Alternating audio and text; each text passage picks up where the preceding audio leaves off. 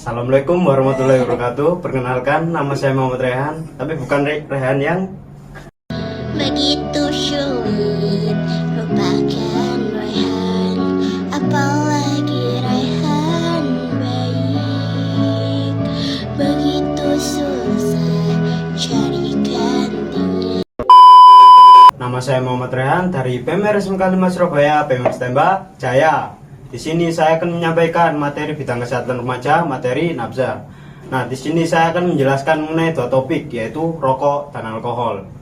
Sebelum kita memulai presentasi, marilah kita berdoa terlebih dahulu. Berdoa dimulai. Berdoa selesai. Di Indonesia, jumlah perokok aktif meningkat setiap tahunnya. Menurut Global Health Tobacco Survey pada tahun 2021, ada 70 juta orang perokok aktif atau sekitar 34,5% dari total keseluruhan penduduk Indonesia. Jumlah ini meningkat 10 kali lipat lebih banyak dibanding tahun 2011. Sekitar 10,61% diantaranya remaja umur 15 hingga 19 tahun. Banyaknya jumlah perokok aktif di Indonesia, terutama perokok remaja, tentu menjadi perhatian serius bagi pemerintah untuk menekan jumlah perokok aktif di Indonesia, agar kesehatan masyarakat, terutama generasi muda, dapat terlindungi dari bahaya rokok. Banyak orang mengira jika rokok hanya memiliki dampak buruk, namun sebenarnya rokok juga memiliki manfaat. Sayangnya dampak buruk rokok lebih banyak dibanding manfaatnya. Manfaat-manfaat rokok antara lain, yang pertama adalah mengurangi rasa stres dan tekanan serta menimbulkan perasaan nikmat. Yang kedua, rokok dapat meningkatkan perasaan jantan dan mempererat pertemanan. Yang ketiga, rokok dapat mencegah gemukan karena dapat menurunkan nafsu makan. Yang terakhir, rokok juga berkontribusi besar pada pendapatan negara, sekitar 76,29 triliun dari cukai rokok pada periode Januari hingga April tahun 2022. Selanjutnya, rokok sendiri mengandung sekitar 700 jenis racun yang berbahaya bagi kesehatan. Contohnya tar yang dapat menyumbat dan mengurangi fungsi hati, dan bahan-bahan kimia lainnya yang dapat menimbulkan keracunan pada hati dan otak. Dampak buruk rokok lainnya antara lain, yang pertama, rokok dapat mengurangi konsentrasi dan menyebabkan ketergantungan sehingga menurunkan prestasi belajar.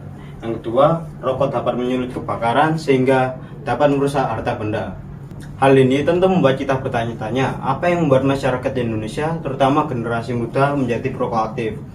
Faktor-faktor yang mendorong generasi muda untuk merokok dan terus merokok bisa terjadi karena dorongan pada diri sendiri maupun orang di sekitarnya.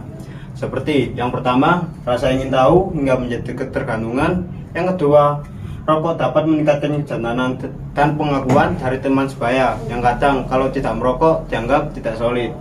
Yang ketiga, adanya konflik batin sehingga rokok dapat menghilangkan stres. Banyaknya bahaya merokok untuk perokok itu sendiri maupun orang di sekitarnya seharusnya dapat membuat para perokok untuk berhenti merokok. Sayangnya berhenti merokok bukanlah hal yang mudah bagi para perokok. Namun ada cara yang harus kita lakukan untuk menghentikan kebiasaan merokok secara bertahap. Yang pertama yaitu yakin dan optimis bahwa kita bisa berhenti merokok. Yang kedua, kurangi kumpul-kumpul tanpa tujuan dengan para perokok. Yang ketiga, jika ada keinginan merokok, alihkan dengan memakan permen karet. Yang keempat, menjaga pola makan, beristirahat yang cukup, dan berolahraga secara teratur. Tidak hanya rokok, jumlah pengonsumsi alkohol juga menjadi perhatian serius bagi pemerintah. Berdasarkan data kepolisian tahun 2020, ada 726 kecelakaan pada tahun 2020 yang disebabkan karena minuman beralkohol. Nah teman-teman, apakah kalian tahu apa itu alkohol? Alkohol adalah cairan yang bening, tak berwarna, mudah menguap, dan mudah terbakar. Alkohol diperoleh dari fermentasi karbohidrat. Sementara itu miras atau minuman keras adalah minuman yang sengaja diberi alkohol. Alkohol juga memiliki manfaat. Sayangnya dampak buruk alkohol lebih banyak daripada manfaatnya. Manfaat-manfaatnya yang pertama, dalam kehidupan sehari-hari, alkohol bisa menjadi bahan campuran makanan, minuman, dan pembuatan obat dan kosmetik. Yang kedua, setelah minum alkohol, tubuh akan terasa hangat sehingga biasa dikonsumsi bagi negara yang mempunyai 4 musim, yaitu seperti Rusia. Sayangnya dampak buruk alkohol lebih banyak dibanding manfaatnya. Dampak buruknya antara lain yang pertama, gangguan metabolisme tubuh sehingga berdampak pada kelainan jantung.